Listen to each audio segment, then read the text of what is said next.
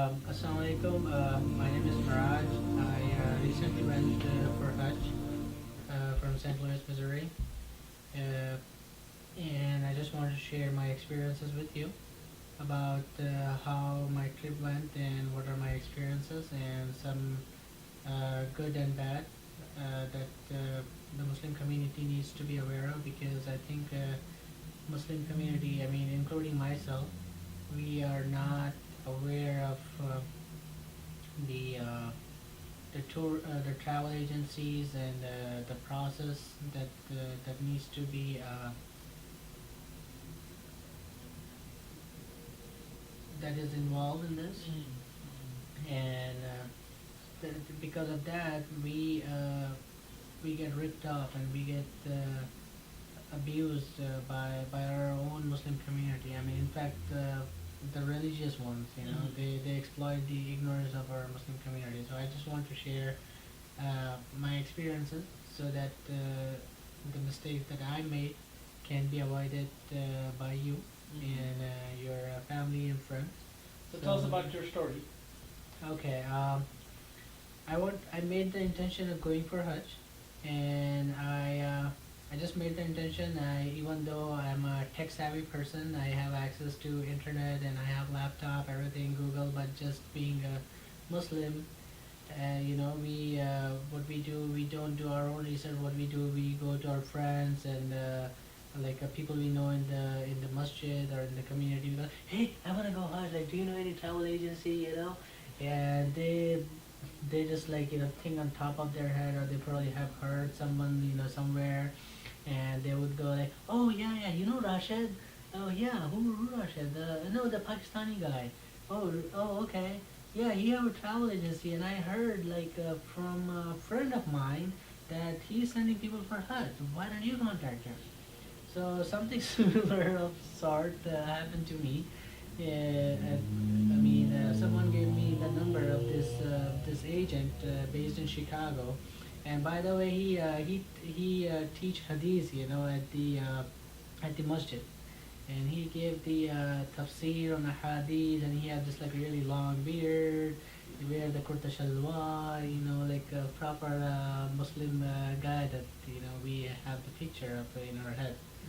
And what he did, I contacted him first, and I called him, and I said to him like, okay, I want to go for Hajj, and I want to have this package of 40 salah in Medina, and because that's my intention of praying 40 salah in Medina, because the hadith of Muhammad Sallallahu Alaihi Wasallam that if you pray 40 salah in Medina, your palace will be built for you in Jannah.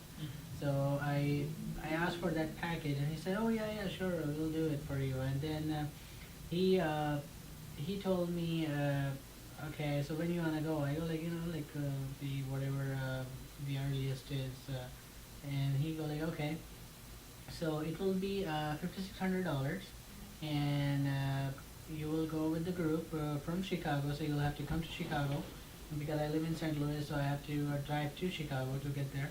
And he told me, we'll get your visa and everything, and you will leave from Chicago. So I said, okay. So what do you want to do? He said, okay, just send me a check of $5,600, and I'll get the process started. And I mailed him the check, $5,600, and he cashed the check.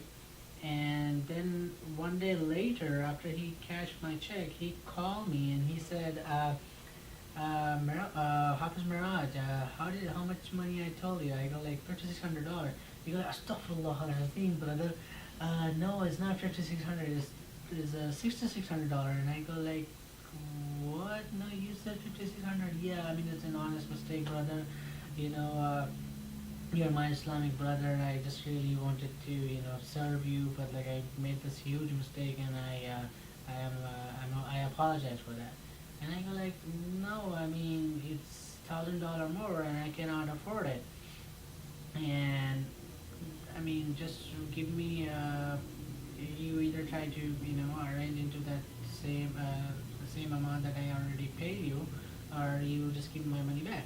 He said, no, brother. I mean, it's not possible now because it's late, and I mean, it's not possible. And I said, okay, I mean, if it's not possible, then try to do it in for $600. He said, no, I cannot do it. And I go like, okay, then return my money. He said, no, I will not be able to return your money. I go like, why? He said, your passport is already being sent to the embassy. And I go like, okay, then just ask them to send you back.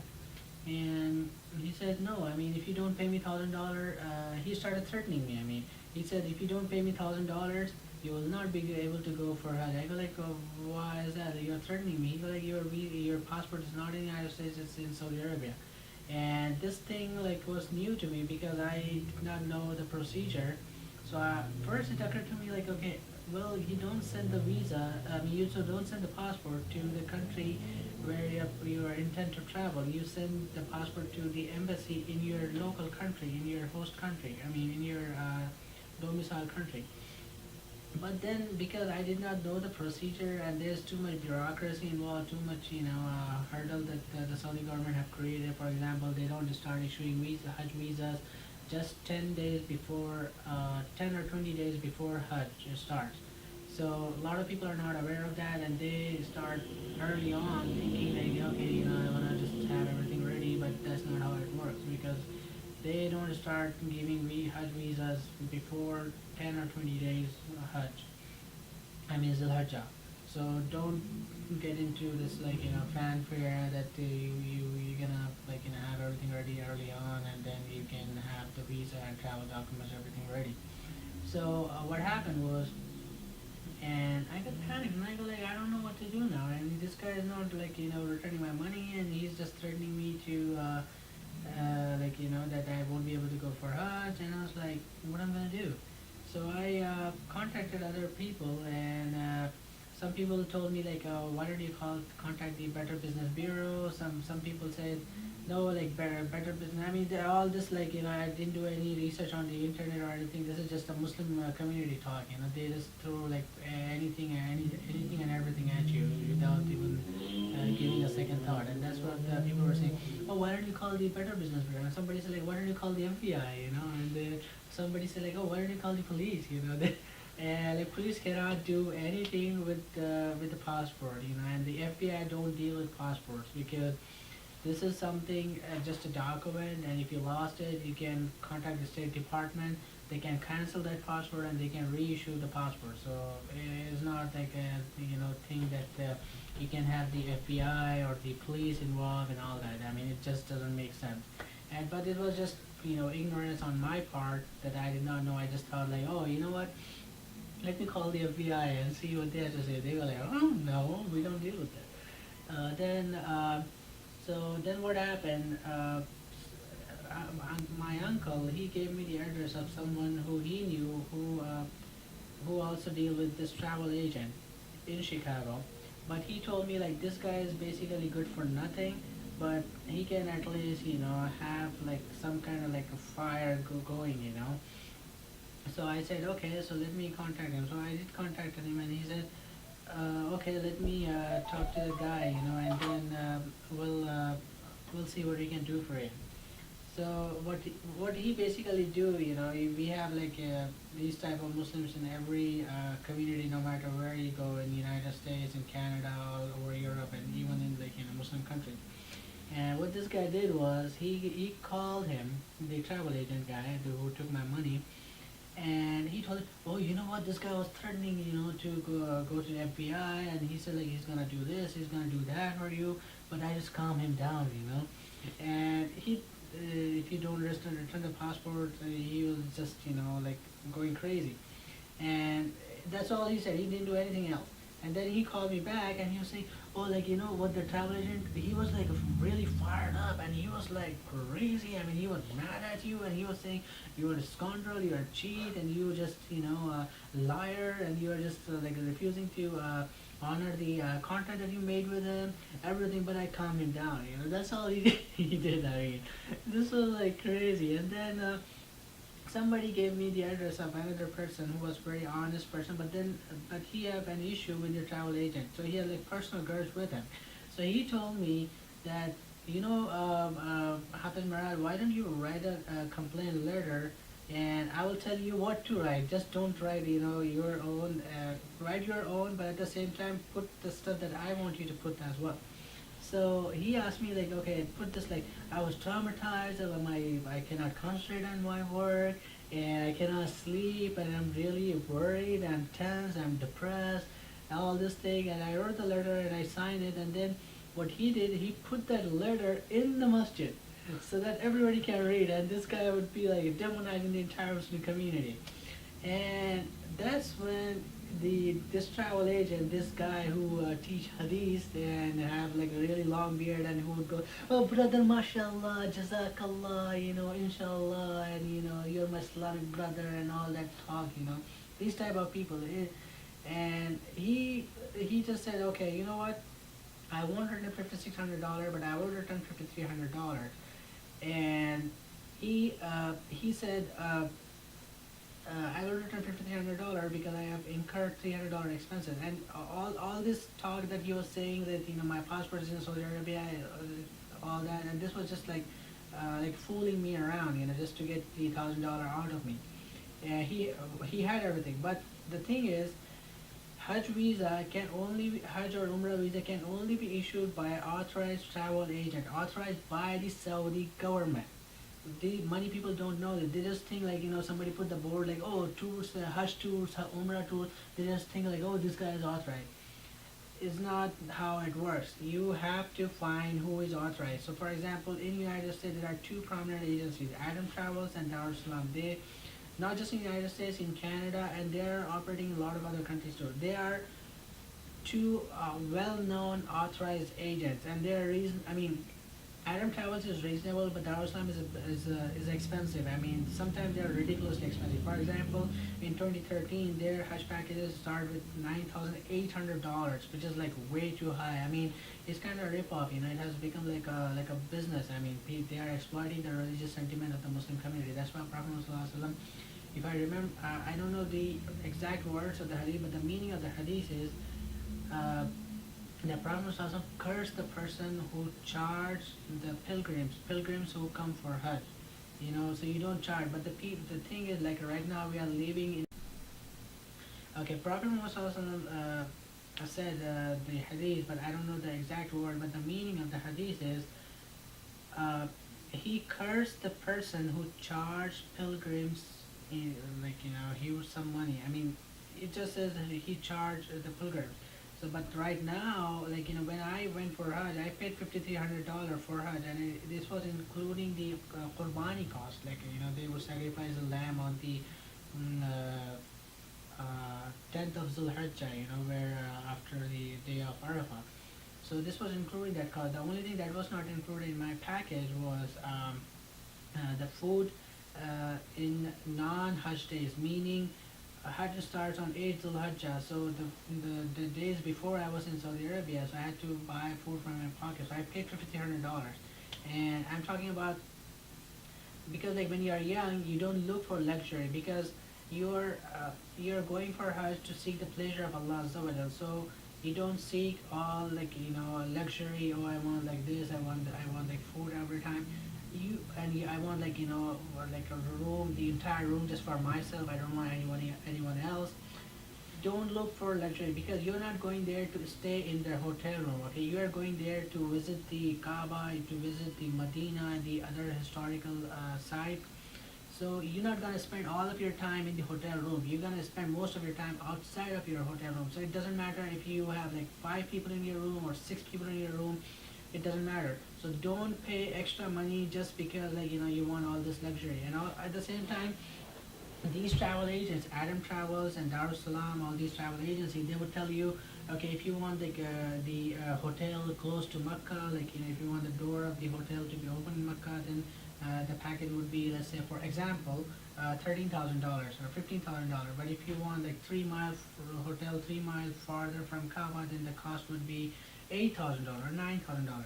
That's not how it works, because the way it works is they have all these hotels booked up already. Okay, so what they do, they put the entire group in that hotel. Okay, so let's say you pay extra money just to have your own room, but and expecting that when you go there you're gonna find the separate room. That's not how it works, because they have this group. In one group there might be 50 people or 60 people, including men and women and children.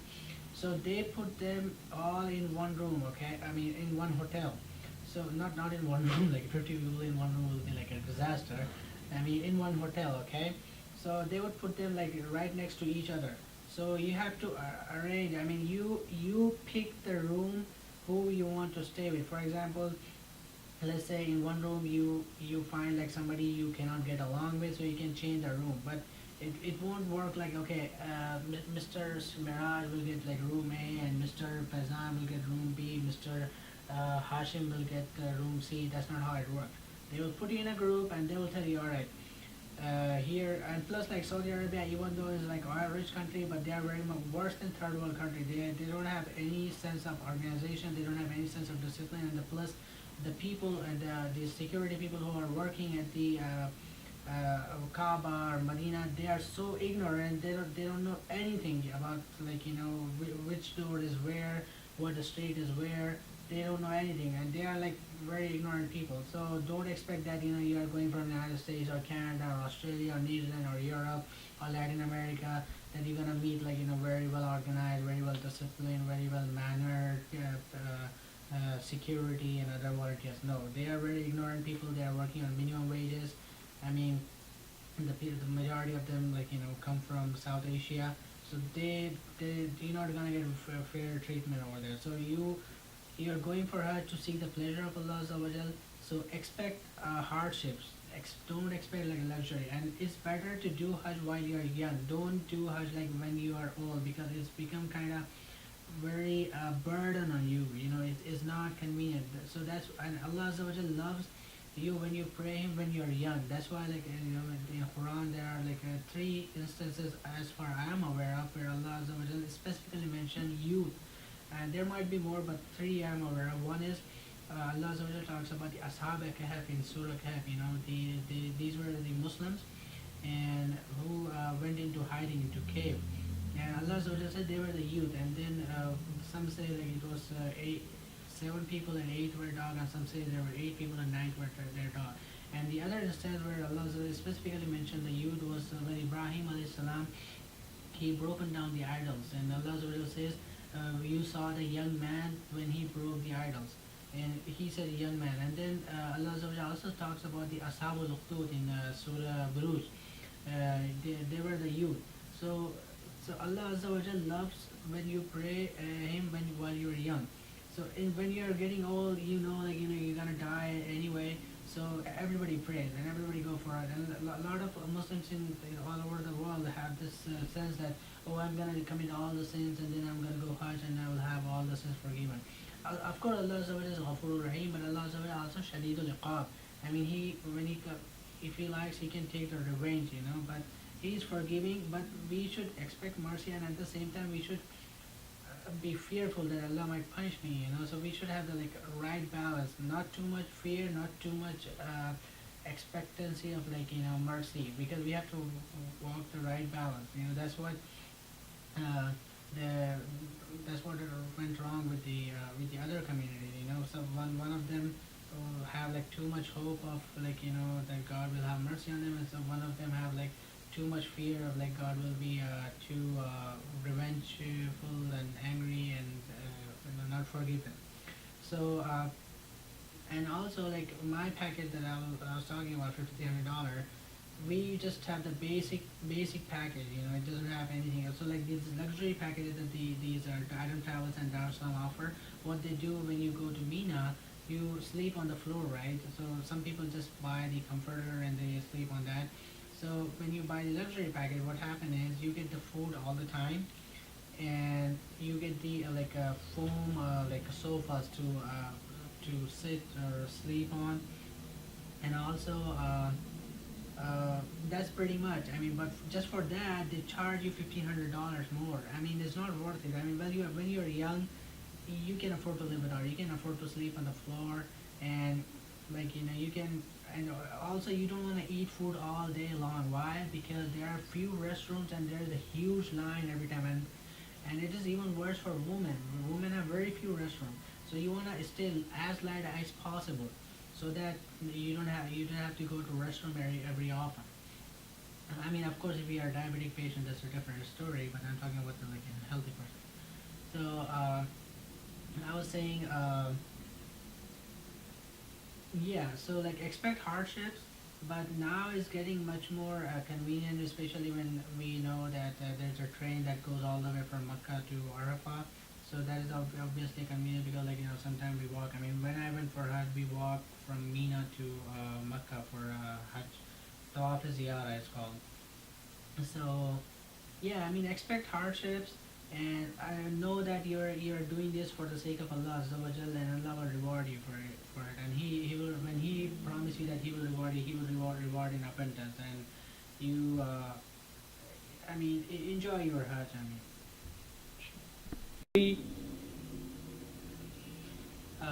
I just like to conclude now. I hope my experience that I share with you will be helpful in planning your trip for Hajj, and I hope you will avoid the mistakes, and you will enjoy the Hajj trip, and may Allah accept your Hajj. And